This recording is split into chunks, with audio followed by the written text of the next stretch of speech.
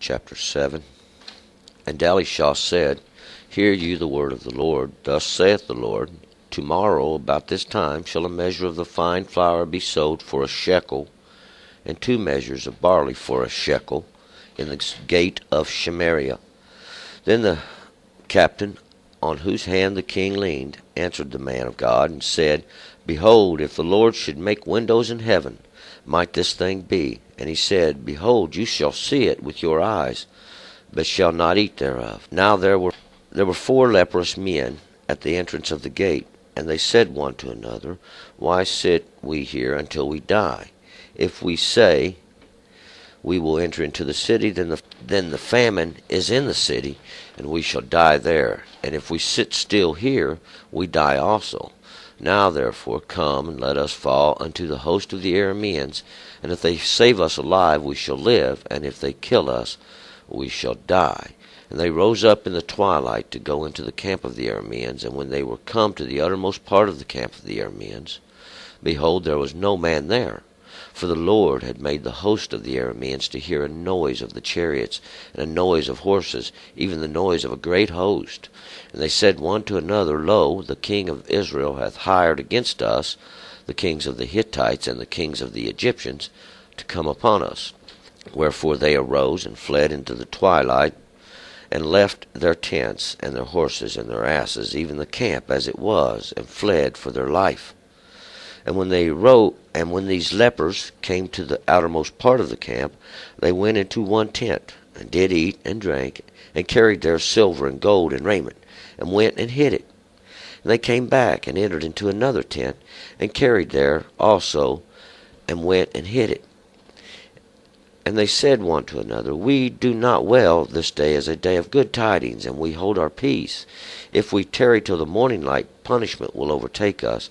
Now therefore come, let us go and tell the king's household. So they came and called unto the porters of the city, and they told them, saying, We came to the camp of the Arameans, and behold, there was no man there, neither voice of man, but the horses tied, and the asses tied in the tents, as they were. And the porters called, and they told it to the king's household within. And the king arose in the night, and said unto his servants, I will now tell you what the Arameans have done to us. They know that we are hungry. Therefore they are gone out of the camp to hide themselves in the fields, saying, When they come out of the city, we shall take them alive, and get into the city. And one of his servants answered, and said, Let some take, I pray you, 5 of the horses that remain, which are left in the city. Behold, they are as all the multitude of Israel that are left in it. Behold, they are as all the multitude of Israel that are consumed. Let us send and see. They took therefore 2 chariots with horses, and the king sent after the host of the Arameans, saying, Go and see. And they went after them unto the Jordan, and lo, all the way was full of garments and vessels, which the Arameans had cast away in their haste. And the messengers returned and told the king, and the people went out and spoiled the camp of the Arameans. So a measure of fine flour was sold for a shekel, and 2 measures of barley for a shekel, according to the word of the Lord. And the king appointed to the captain on whose hand he leaned to have the charge of the gate, and people trod upon him in the gate. And he died as the man of God had said, who spoke when the king came down to him. And it came to pass, as the man of God had spoken to the king, saying, 2 measures of barley for a shekel, and a measure of fine flour for a shekel, shall be tomorrow about this time in the gate of Shamariah. And the captain answered the man of God, and said, Now behold, if the Lord should make windows in heaven, might such a thing be? And he said, Behold, you shall see it with your eyes, but shall not eat thereof. It came to pass even so unto him, for the people trod upon him in the gate, and he died. Okay, we're going to go back to verse 1. Now, yesterday, we remember, they got in a hurry there at the end. And we'll see, that's really what it's all about. They got in a hurry when Moses went up on the mount to get the law, and they made himself an idol. And when Moses come down, there they were, all dancing around their idol. And really, that's what it's all about. And that's what this story's going about. It's going to be the second example that God's going to make. And that's what God's trying to tell you. I made one example, and I showed all the children of Israel that I was God, and there is no other God, through my law and through my judgments. Now, I'm going to show all the earth, and then all will know that He is God, and there is no other. Verse 1, And Elisha said, Hear you the word of the Lord. Thus saith the Lord, Tomorrow about this time shall a measure of fine flour be sold for a shekel, and 2 measures of barley for a shekel in the gate of Samaria. Now, Elisha is my mighty one's salvation, and he says, Hear you the word of the Lord. Now listen up. He's telling you that tomorrow about this time shall a measure of fine flour be sold for a shekel. And this measure is that which is set aside. It's been prepared. It's weighed out and ready. And this fine flour is that which is ground now many times. And it's going to be sold for a shekel. And this shekel is that also now that is weighed out. And it's been weighed out for this measure as the price you would pay. And 2 measures of barley. Now witness these measures that have been prepared and set aside of barley, even this beginning now to let us know when the beginning is. When we see the barley, when it's at its full, we know now this is the harvest that leads to the new beginning. For a shekel. And this also now, these 2 measures, this is the shekel, that is the price that's weighed out. This is the judgment that's weighed out for these 2 measures of barley that God's going to make an example of, even these 2 ones that He is going to cause to pay the price. Verse 2, Then the captain on whose hand the king leaned answered the man of God and said, Behold, if the Lord should make windows in heaven, might this thing be? And he said, Behold, you shall see it with your eyes, but shall not eat thereof. So now, we got the king and the captain of the host. They're standing there with Elisha, and Elisha's telling them now to listen to what's going to happen about these 2 measures of fine flour, or this measure of fine flour, and these 2 measures of barley. And this captain, in whom is over all the host of all the host of Israel, the host of the armies, underneath the king. And we see now the king does lean on his hand, so he uses him as a support. Says, if God made all the windows in heaven, could this thing be? And we're going to see, Elisha tells him now, you're going to see it, but you won't eat thereof. And we're going to find out now, these are the prophecies of the end time, because we're going to see that this barley and this fine flour has a higher understanding, and you will see it, but you can't eat of it. 3, Now there were 4 leprous men at the entrance of the gate, and they said one to another, Why sit here until we die? So now we have the explanation of what's going to happen. We're going to get the demonstration of how God has going to make all this come about. And we got these 4 leprous men, or this work of these leprous men, or this work of God does through these leprous men. And we're going to see now that these leprous men, they are those who are sinful in the flesh. They are diseased in the flesh. They have no understanding of the law, and they are the work of God of these that are diseased in the flesh. This is part of the punishment of God. And they say one another, Why sit here till we die, these that are diseased in the flesh? For if we say we will enter into the city, then the famine is in the city, and we shall die there. And if we sit still here, we die also. Now therefore come and let us fall unto the host of the Arameans. If they save us alive, we shall live, and if they kill us, we shall but die. So now these 4 men who have leprosy are at the gate of the city, and They're debating whether to go inside of the city or not, because there's a great famine in there, and they know if they go in there, there's death. They're going to just die from starvation. They're going to die from the hunger of God, because they know that it's not there. There's no food there. So now they say, then why should we just stay here? Let us go down to the Arameans, these enlightened ones. And if they kill us, they kill us. And if they don't, well, we shall live. Verse 5, so they rose up in the twilight to go unto the camp of the Arameans, and when they were come to the outermost part of the camp of the Arameans, behold, there was no man there. So now, these lepers decide they're going to go on down there to the camp of the Arameans and just take their chances, see. Maybe they'll kill us and maybe they won't. And when they get there, they leave just before dark, and they get there, all the Arameans are gone. They get to the outer edge of the camp, and there ain't nobody there. Everyone's took off.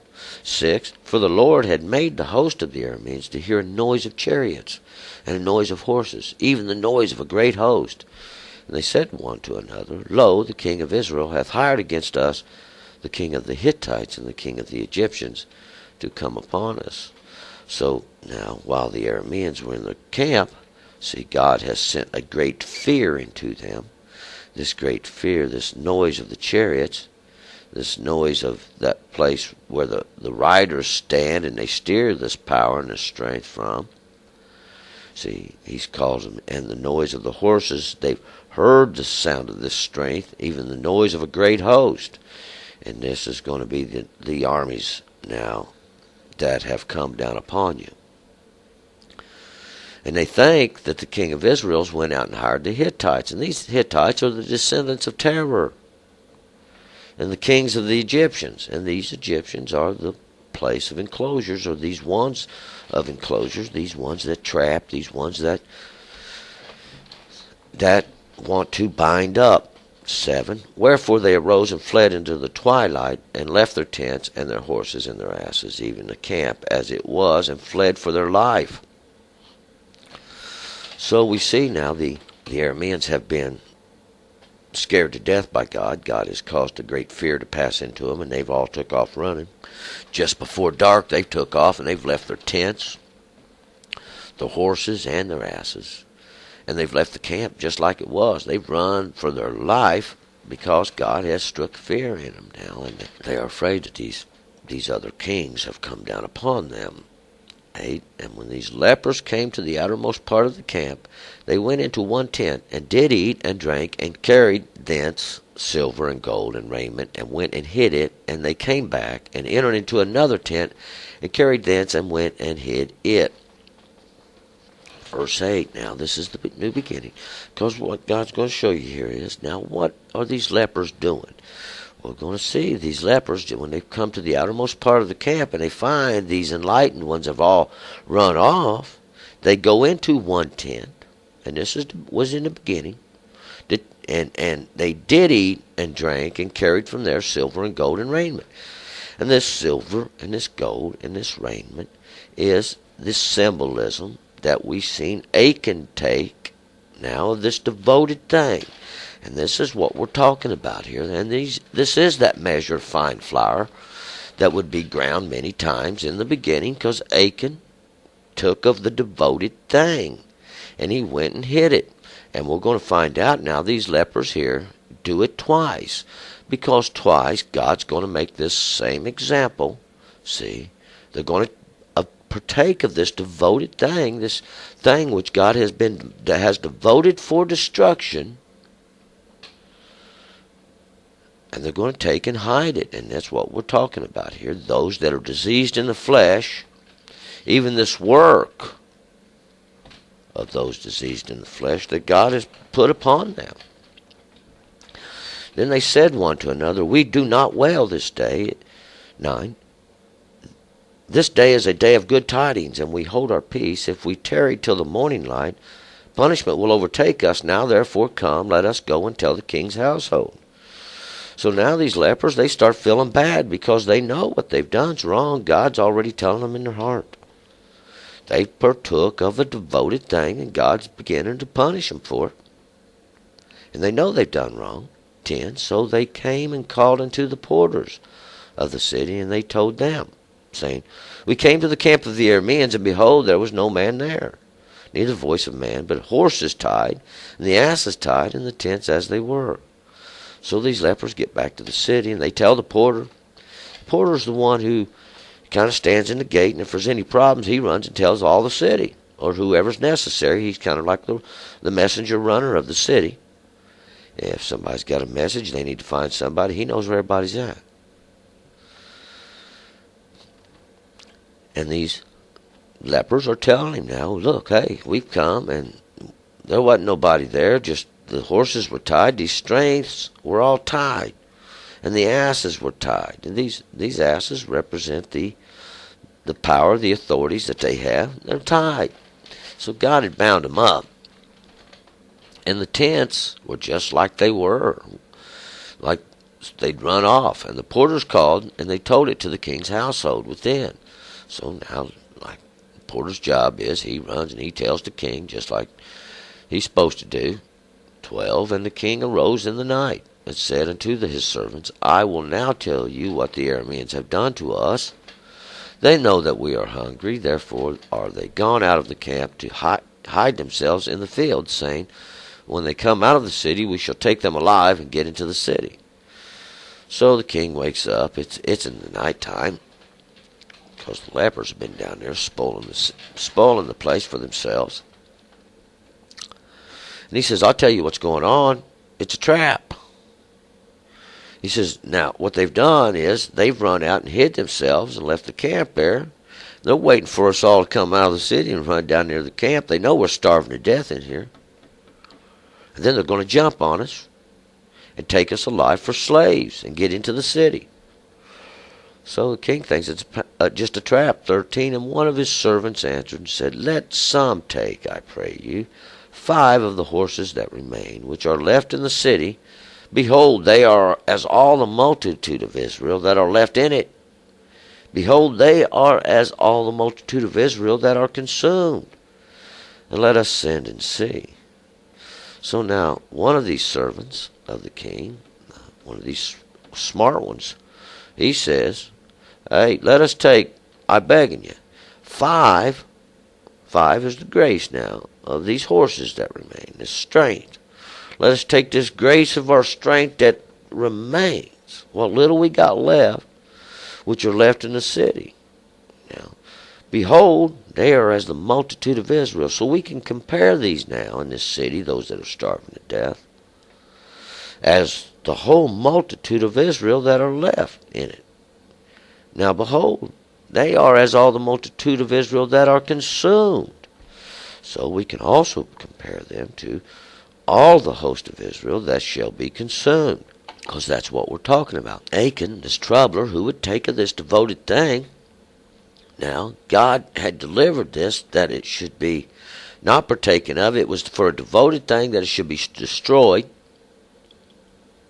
But that's not what happened. See, and then God's going to make the same example again, because look, we're on a wheel. And we're going round and round, just like I told you now. So we got this one. He's calling to the king's attention. Hey, let's just go check this matter out. 14. They took therefore 2 chariots with horses, and the king sent after the host of the Arameans, saying, Go and see. So the king says, All right. And they send 2 chariots. Now witness these 2 chariots with horses. These 2 chariots are the place where they stand, and they guide now the strength of these horses. And these horses stand for the power and the strength of this. These chariots are a vehicle of war. These are those that make war against God, and they do ride in these chariots. And we're going to see the king sends them out to check out this matter. Let's just go see what this is. 15, and they went after them into the Jordan. And lo, all the way was full of garments and vessels which the Arameans had cast away in their haste. And the messenger returned and told the king. So these messengers go out now, these 2 on these 2 chariots, and they go to check this out. They go all the way to the Jordan, these waters that descend from the throne of God even. These waters that do descend, this, even this law and this understanding now of it. And all the way there are garments and vessels. These vessels represent those that have no understanding. They're empty. And these garments is that garment that they've covered themselves with, even their own understanding. This is what these enlightened ones do. They think that they all have their own garments. See, and these are the Babylonian garments. These are the garments of confusion. It's all going to be the same, and we're going to find this out when God makes this example later on. See, we're getting our explanation and demonstration, then we're going to get our practical application. We're going to go round and round and round until you understand. 16. And the people went out and spoiled the camp of the Arameans. So a measure of fine flour was sold for a shekel, and 2 measures of barley for a shekel, according to the word of the Lord. So just like God said now, we're going to see the people spoiled the camp of these enlightened ones. And a measure of fine flour was sold for a shekel. See, this is that which is set aside. The judgment's weighed out on this fine flour. It's going to be ground many times. These are the ones that had understanding in the first place. God showed them the understanding now. And they knew there was a God. And they knew God. And these 2 measures, even now this second measure, it's weighed out. Witness now these measures of barley for a shekel. Because God's trying to get you to wake up and witness now that He's weighed out. Set it aside now for judgment. This is that devoted thing He's set aside for destruction. Don't partake of it, lest you become like Achan. They burned Achan in the valley of Achan. And Achan means trouble. Don't be troubled. Don't be a troubler to God. God loves you. 17. And the king appointed the captain on whose hand he leaned to have the charge of the gate. And the people trod upon him in the gate. And he died, as the man of God had said, who spoke when the king came down to him. So now when the king come down to Elisha told him what was going to happen. They's all starving to death. They's all looking. See, and they got in a hurry. And we're going to find out. They should have did just what God told them to do. And it came to pass, as the man of God had spoken to the king, saying, 2 measures of barley for a shekel, and a measure of fine flour for a shekel, shall be tomorrow about this time in the gate of Samaria. So we know now. We remember what Elisha says. He said, these 2 measures of barley for a shekel, this measure of fine flour for a shekel, shall be tomorrow about this time in the gate of Samaria, this place of the drags. For it has been weighed out. It has been appointed. The judgment's done. Can you see the barley now as it comes to its full? That the harvest is nigh. Even this harvest of the second harvest. For this purpose now is all this done for the second harvest. That God can increase His flock, that God can bring understanding to all humanity, not one, but all. That was the plan from the beginning, to save all through one. But now He is going to use this as even a greater example now, so that He can make Himself known, and God's going to. And then, when He does, you shall be left with no excuse. Behold, you shall see it now with your eyes, but you shall not eat thereof. And that's exactly what He told him. And we're going to see what happened to him. 20, redemption. 20 means redemption. It came to pass even so unto him. For the people trod upon him in the gate, and he died. And we're going to find out. See, that's what happened to this one who spoke this. He didn't believe. See, he didn't think God could do these things. We're going to find out that God did. 19, in verse 19, when he answered and said, now, if God should open up the windows in heaven, might such a thing be? Because God will open up the heavens. God will roll the heavens back like a scroll. God is going to open up the heavens and pour out now this understanding, because it was all pointed for a time. And we're going to see that that time is quickly approaching us. Let's move on to chapter 8.